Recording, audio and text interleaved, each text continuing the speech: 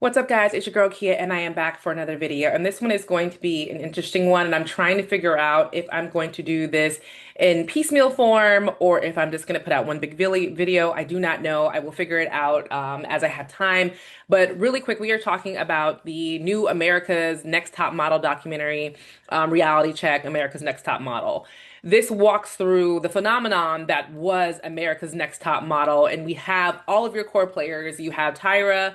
You have Miss J, Mr. J, Nigel. You have some of the models like Danielle, and you have Kenya.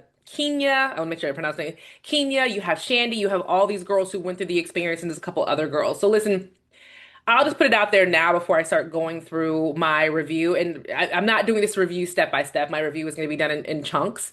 And I just have to put it out here right now that I have no idea why Tyra sat down for this interview. This interview, not interview, this documentary, the interview for the documentary did not help her at all. It almost made her look worse than what she did before. I'm not sure why she's looking at the camera and reciting these, original thoughts like they're lines that are written on a teleprompter, and she just needs to give it feeling and smize and all that kind of stuff. I don't know why. Nothing Tyra said came off as genuine. And if you disagree with me, great. But if you watch this documentary, you know that it sounded very, very rehearsed, very, it's not my fault. And we thought we were doing the right thing at the time. And, we wanted to bring modeling to a new light. And, in the lens of 2020, that's how she talked the entire time. I'm not exaggerating. She talked like that the entire time. And to an extent, I will say, looking at Top Model from 2003, 4, 5 in the lens of 2026, it's really hard to be so harsh on it because back then things were fine, things were normalized that maybe that shouldn't have when you're looking at it back from it now. So again, I get when people say that looking back at that show now is kind of an unfair comparison because things are so different. Everything from how we treat women, how we look at body shape, the Me Too movement, and we're going to go through all of this in this review. So I'm going to start off with the fact that I think, Tyra had extremely good intentions when she wanted to put this show out there. But like they always say, the road to hell is paved with good intentions.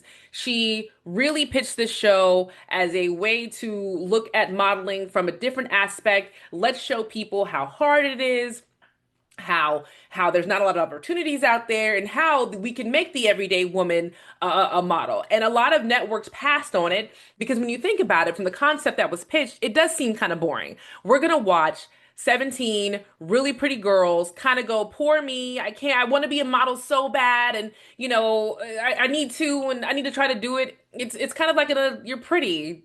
Who cares why you're sad about not being able to be a model? There's other stuff to do. Like, you'll be fine.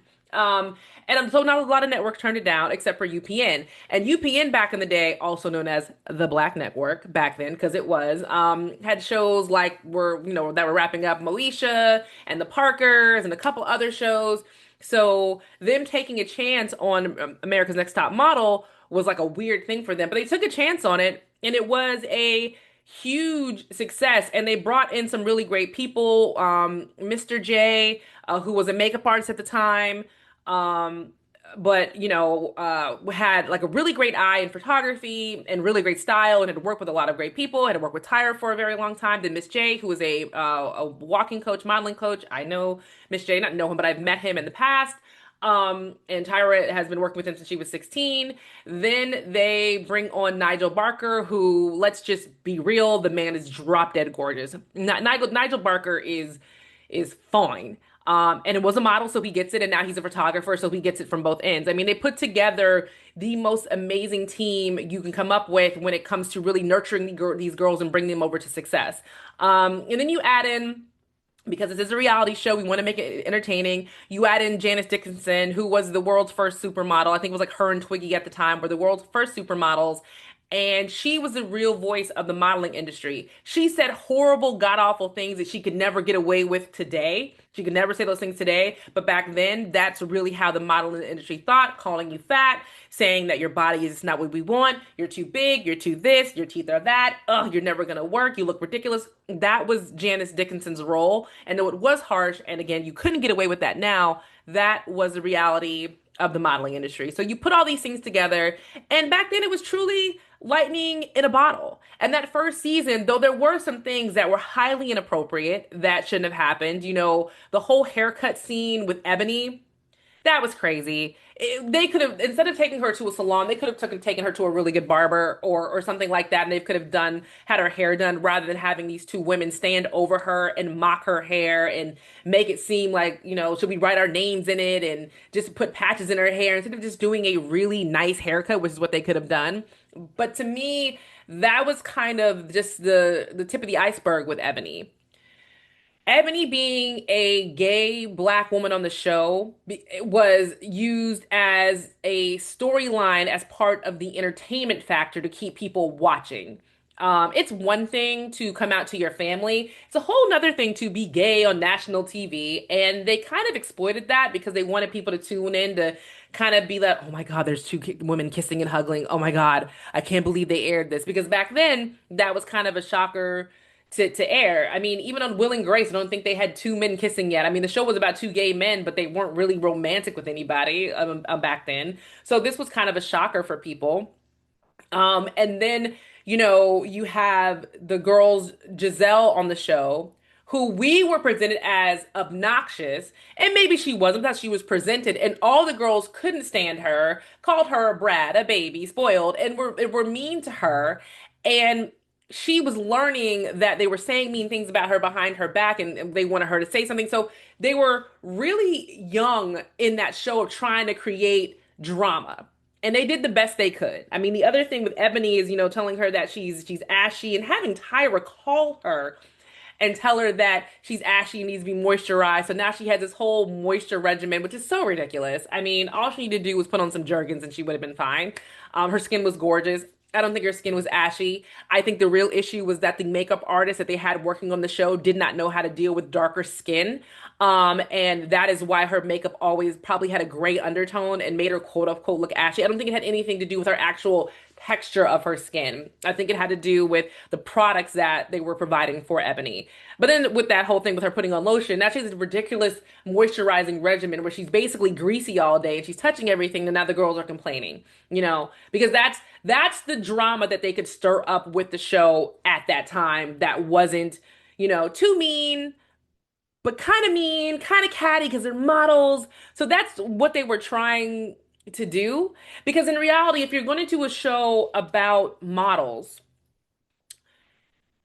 to really do it and have these 12 girls who are who are models, maybe not successful, but trying to be models, and you're following to different castings, you would need a producer and a cameraman and a sound guy following for each one of these girls, following them around to different castings and coming back home and being just as disappointed and talking to their family that are going on another day, the girls doing the same thing. That is the only way to make it interesting. But back then, that would have cost them thousands and thousands of dollars a day, and they couldn't do that. So all they had was their one little camera crew in this one little hotel where they were doing everything in the hotel. So they had to stir up some kind of way where people would be entertained and want to watch the show. And the show was an absolute success that first season.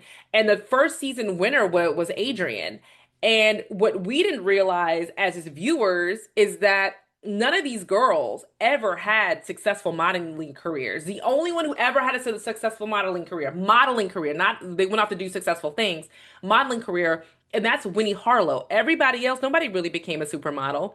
It's kind of the thing with The Voice. Has anybody from The Voice, a TV show, ever been successful? I'm gonna go with no. I think one of the people who won the last person that one of the people who won American Idol is back singing in the subway again. So this competition show was the exact same thing, even though they were given all the tools to do it.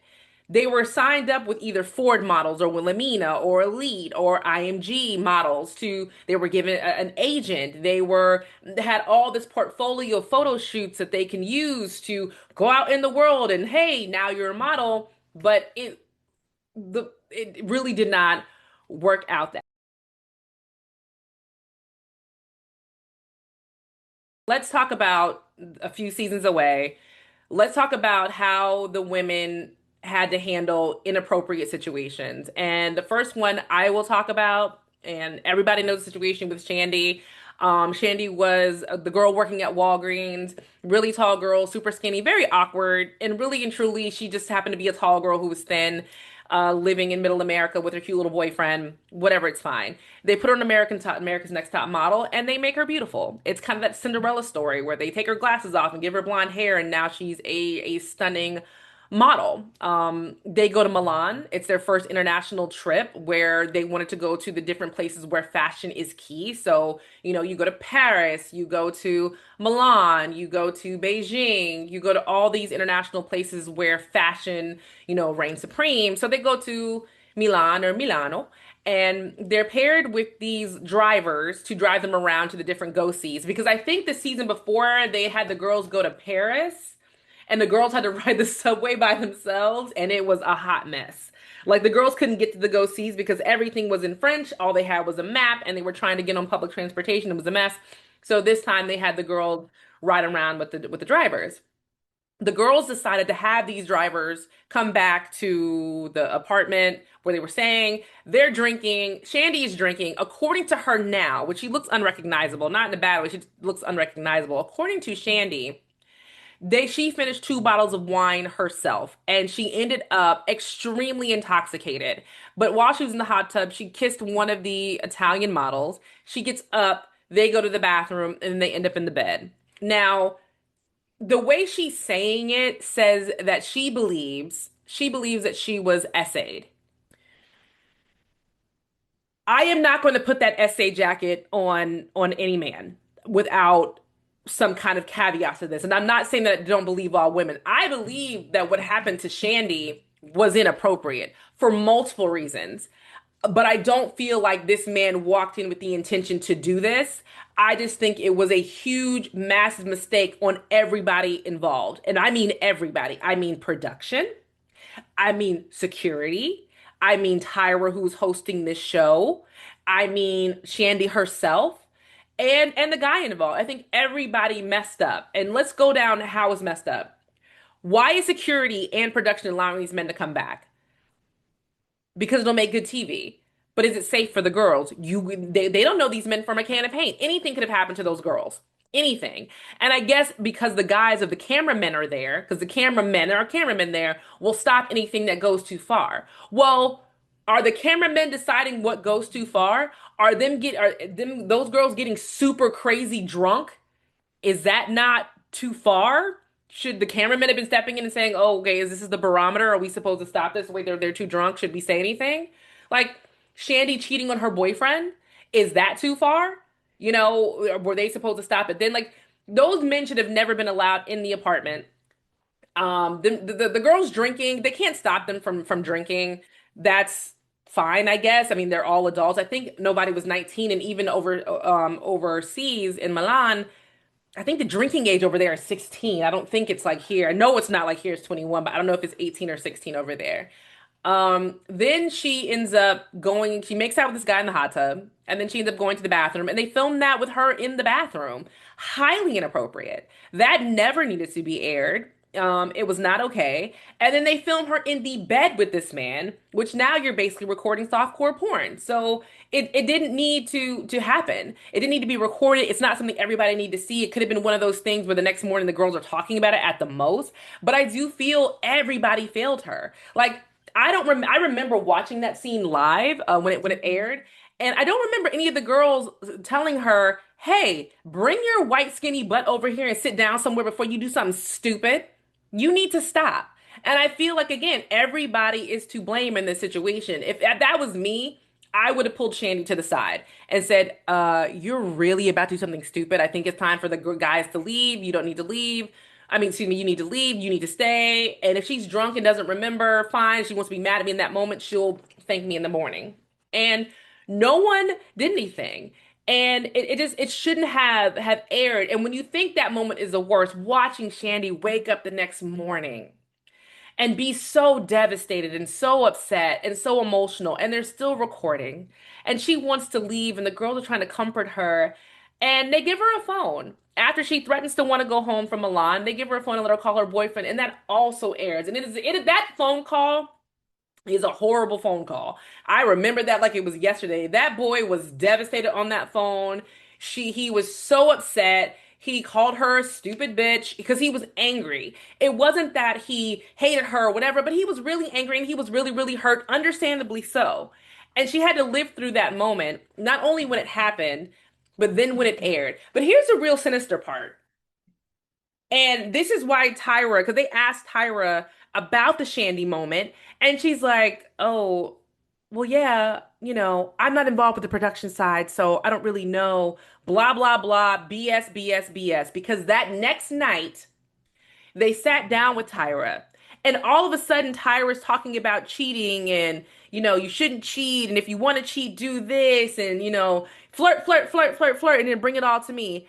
Like that's just a normal part of conversation to bring up instead of bringing up if the girls were having a good time. Do they feel safe? How's Italy? How was the go-sees? How was this? She's now randomly talking to them about cheating, and now it's brought up about the Shandy situation.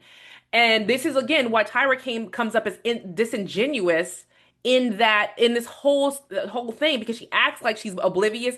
I'm just the model host.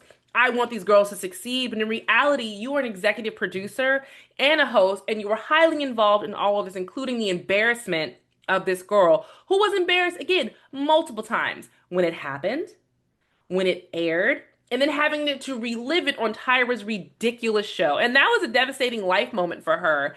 And, she said she still thinks about it. I mean, after she got off the show, her and her boyfriend were able to get back together, but people are calling her a slut on the street. People are calling her a cheating whore on the street while her and her boyfriend are walking around. I mean, you don't recover from stuff like that because people don't let you recover from stuff like that. So that was her situation. And again, it was a lot of trauma and then add that trauma on top of having to relive it over and over again. The next situation, when it comes to these women having to deal with these sexual situations that are just hard to watch, and that was Kenya and Bertini. And again, this show aired when I was in college. I was a freshman in college, so all of us watched this together. Like we would meet down in the common area of our dorms and watch it. So we would all have like parties, and even the guys at our school all watched it because it was a funny, interesting, weird show.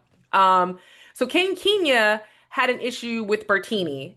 And I remember this moment because Bertini was creepy. He was creepy. It wasn't cute. And he was hitting on her and touching on her.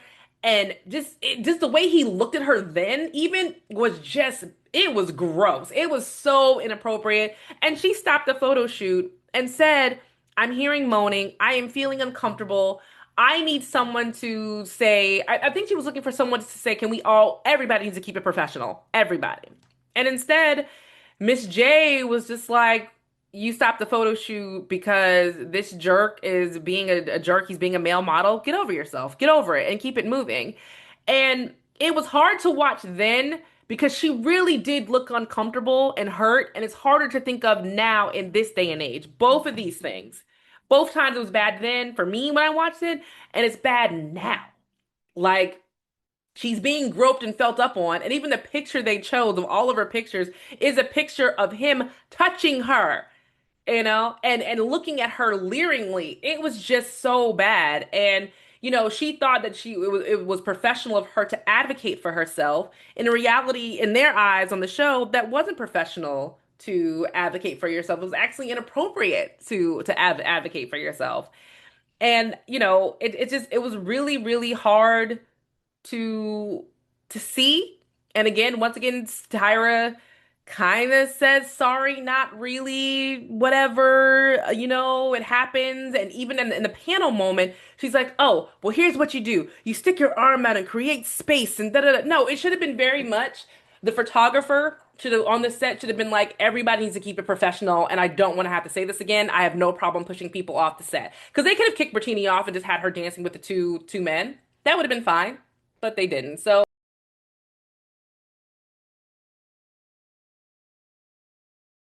So now we have to talk about the hardest part of the documentary, and I think it's the part that everyone had an issue with, even when the show was airing, and that is how they viewed body image. Because it wasn't just about the girl's weight, that we see with body image. It was also about the girls who had teeth issues.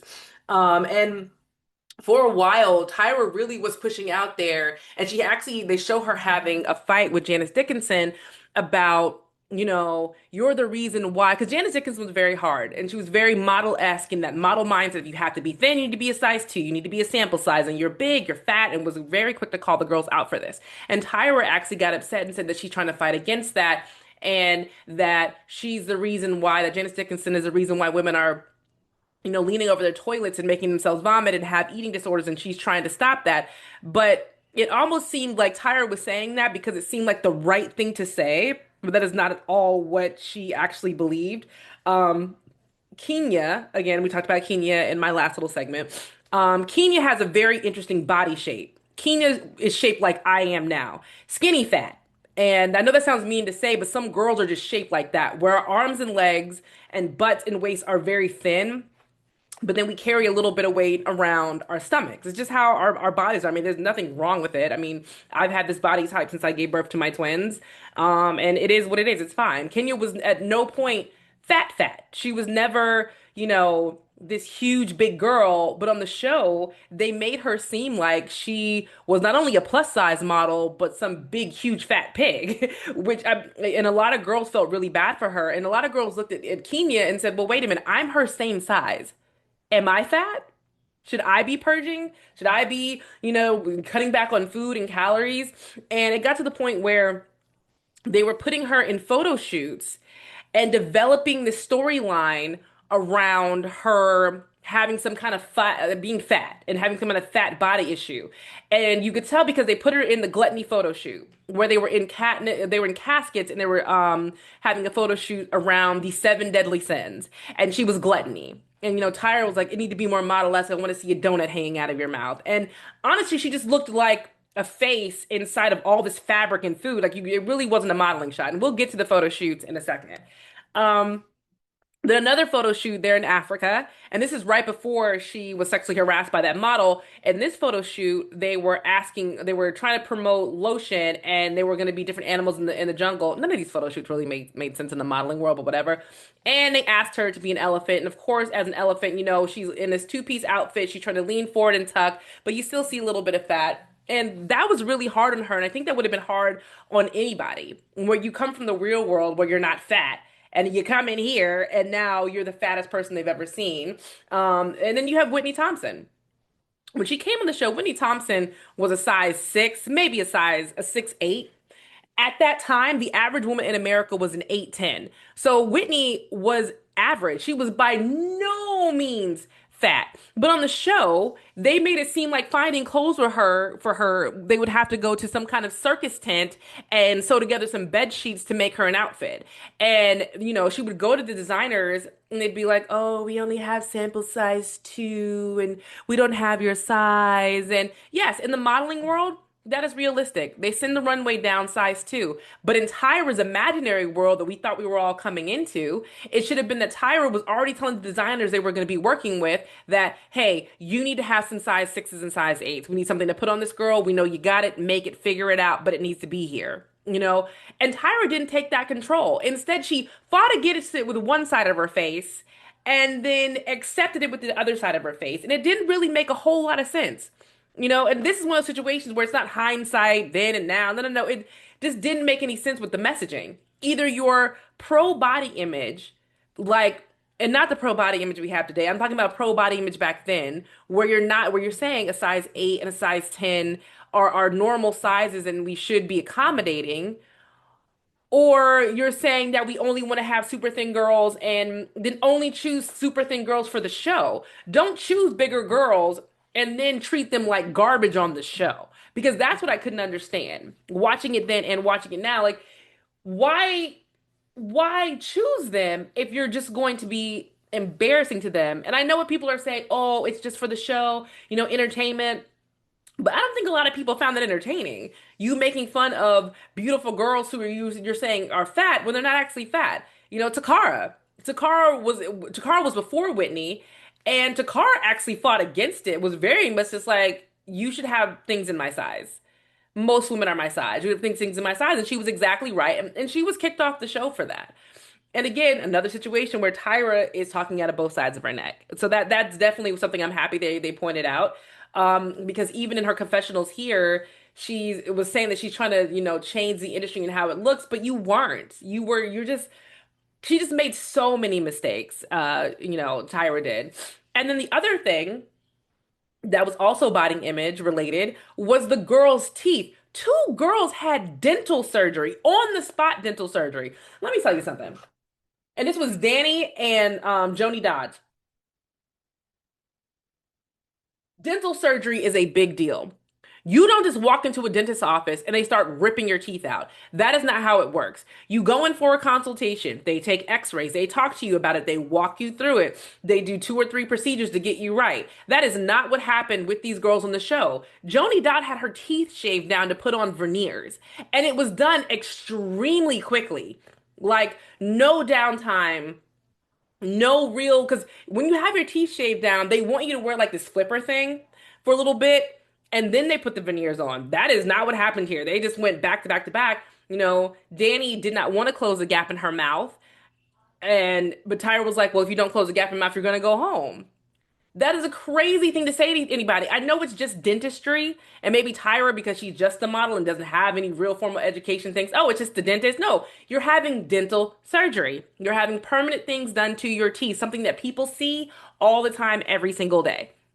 And that messed with Danny, and it messed with Danny even more because it was another girl later that they gave the girl a bigger gap in her teeth because we want to widen it and give you a different kind of look. But you just told Danny, again, this is where Tyra's talking out both sides of her neck, and the body image thing was just all over the place on the show. When you hear the girls talking to Whitney about not being fat and I don't want to be big like you, and other girls are fainting and passing out, they are not eating, they're so skinny and they are not getting enough food, they're getting hypothermia in a regular pool. None of these things are normal. And even when you watch it in real time, you thought, wow, is it really worth it? This isn't cool to watch. Like I thought that in my early 20s. This isn't cool to watch. This isn't fun. It just looks scary. So if it was trying to off-put women from being a model, then this absolutely did that.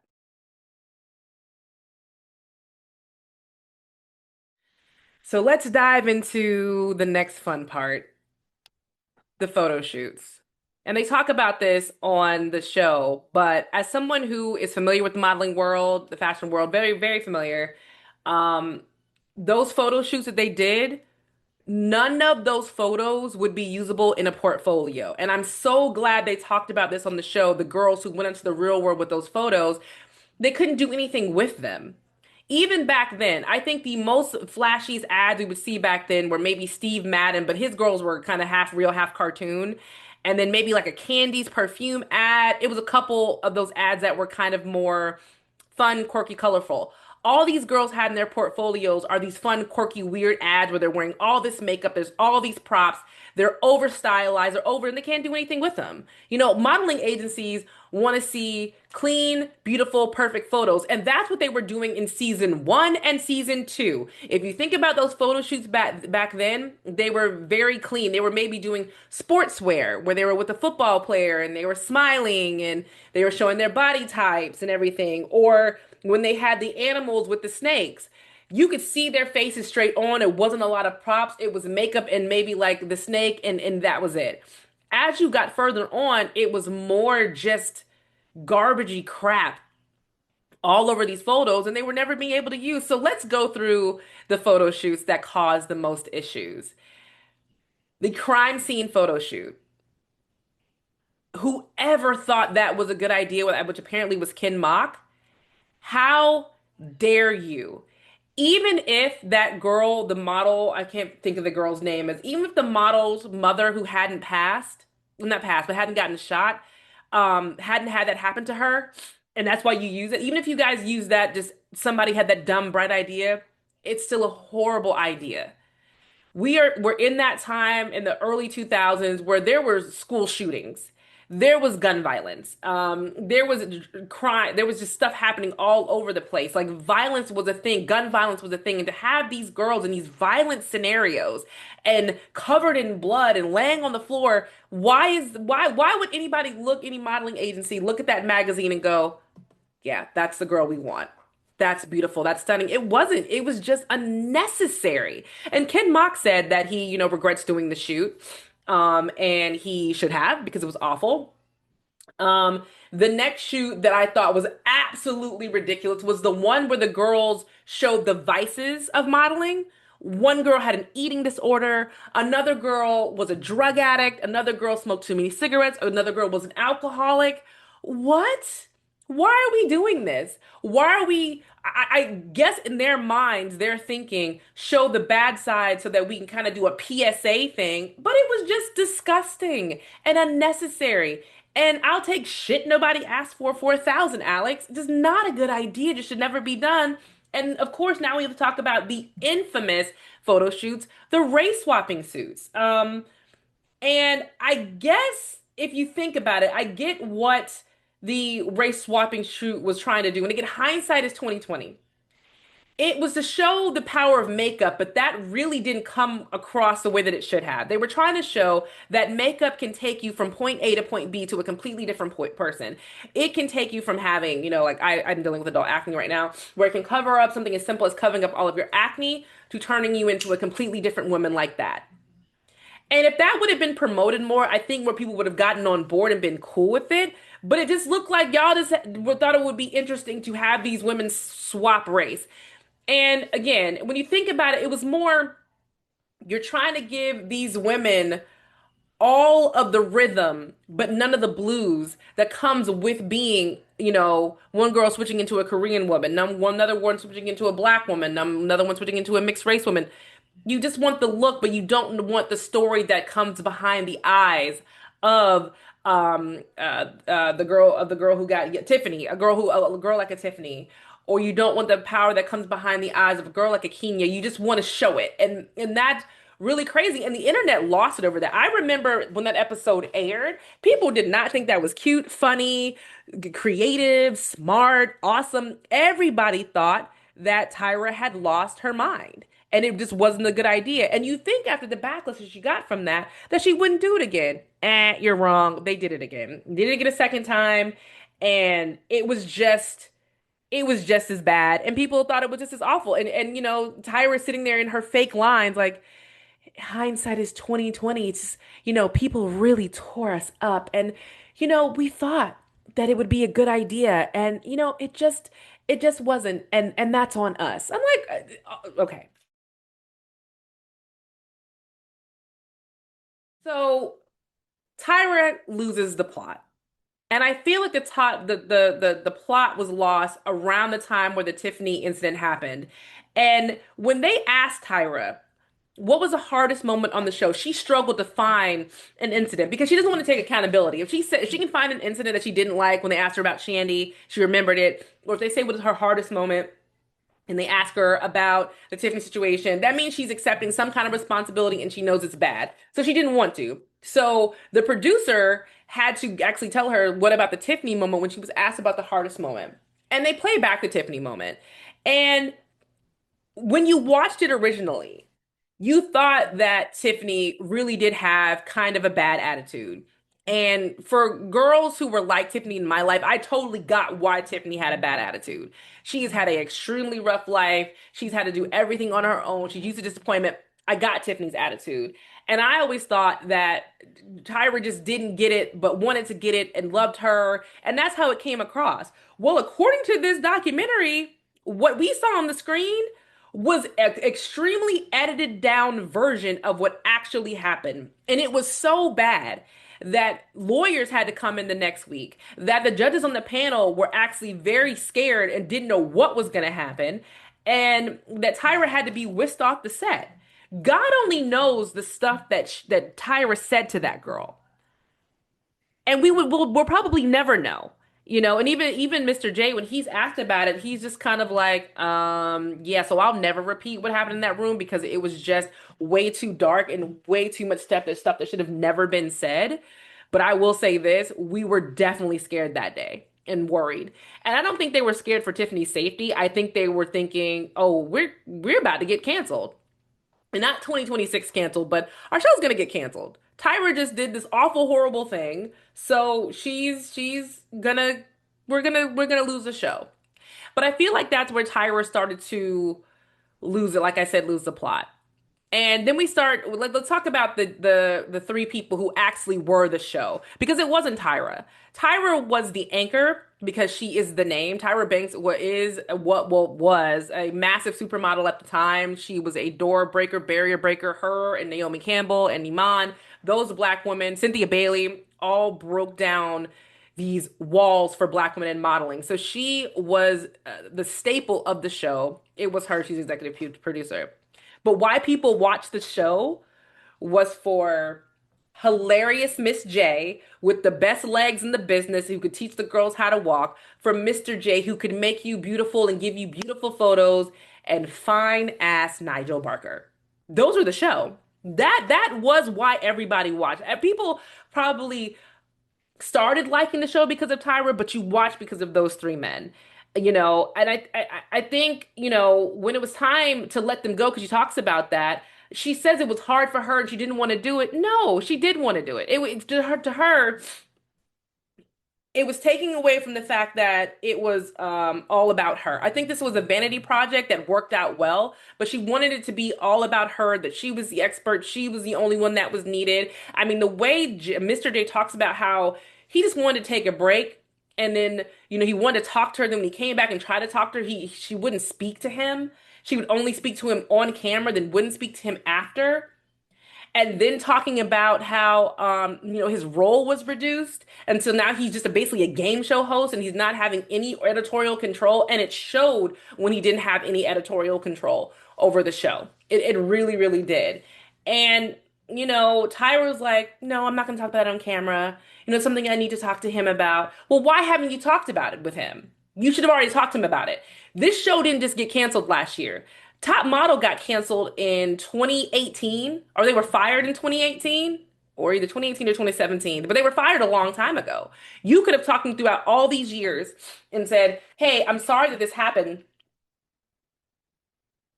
It wasn't my choice. And in another interview, she actually threw the producer Ken Mock under the bus and was like, "Well, it was more of a Ken Mock's decision." And Ken Mock was like, "It was not my decision. Why? There was nothing wrong with them. They were good on the show. They weren't the reason why people weren't watching. They were the reason why people are tuning in. Why would we mess with the formula if the formula is not broken?" I mean, I honestly think it had a lot to do with Tyra. I think that she, again, like I said, wanted to be the mainstay on the show, and you know I just didn't like the vibe she was getting, the vibe she was giving off. Like she just had no control over a show she was a host of and an executive producer of. And, Miss J actually had a stroke in 2019. And it's really sad to see. And Mr. J and Nigel Barker went to him to go see him, check on him, stay by his bedside, make sure he's good because they were actually friends. Tyra never went to go see him. But she did recently send him a text saying that she wanted to come see him. That stroke happened in 2019. It is now 2026. It seems like you're only trying to be cool with these men or get back in these men's good graces because you had the nerve to say that Cycle 25 American Next Top Model is coming up. American Next Top Model needs to never, ever air again. That era of American history needs to be dead and gone. It does not need to come back. Just not after this.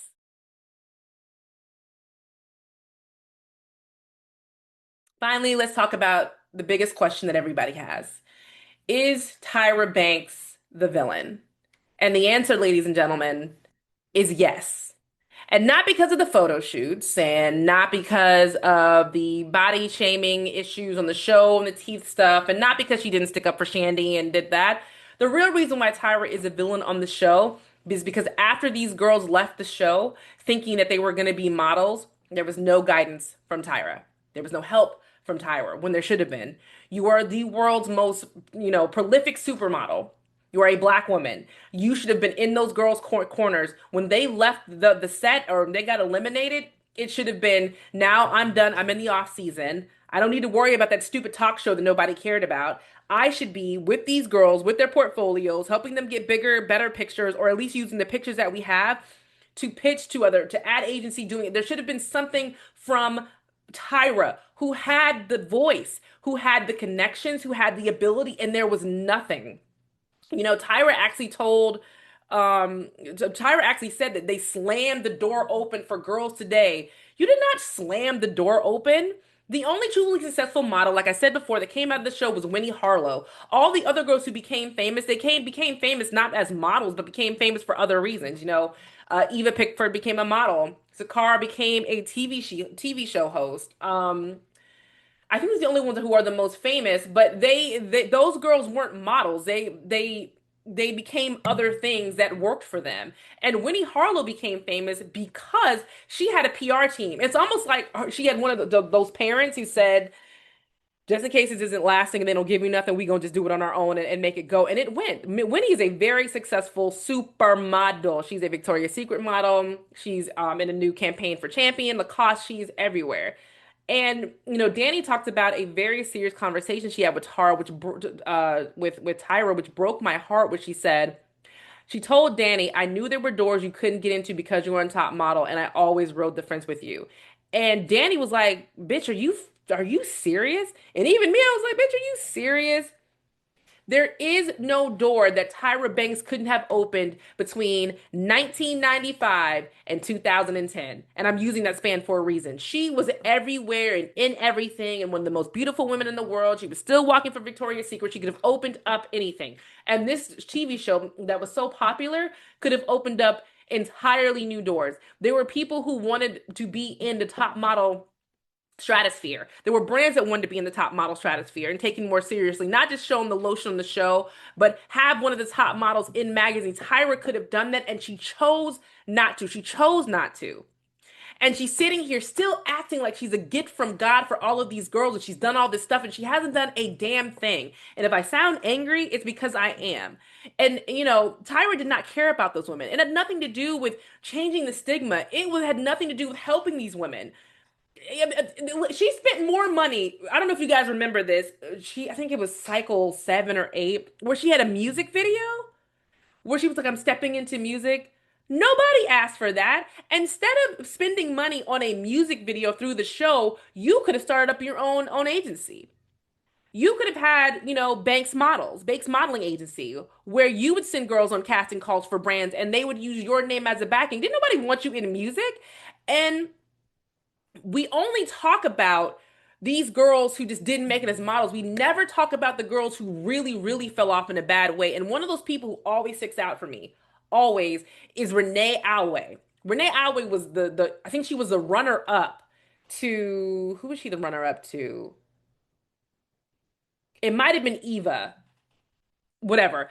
It might be Eva, but she was arrested in June 2013 after a 6-hour standoff with police in Palm Springs, California. She pled guilty to multiple felony charges, including burglary, vehicle theft, and weapons possession, and was sentenced to 12 years in prison. She did an interview a couple of years ago, well, right before she got officially sentenced, where she said, "After I went back home, I was nothing. I had nothing. I wasn't able to be a model. They thought I was a joke. There was no doors open, and I didn't really have an education. I had a child, and I had to do what I could to survive." The same thing with Shandy. Shandy was back at working at Walgreens. Shandy ended up wanting to work with animals. Like that. That's it. They don't talk about what happened to D'Amato. Lisa D'Amato ended up with a serious drug addiction. She really struggled after the show, was living in her car, ended up going on Dr. Drew's show about addiction.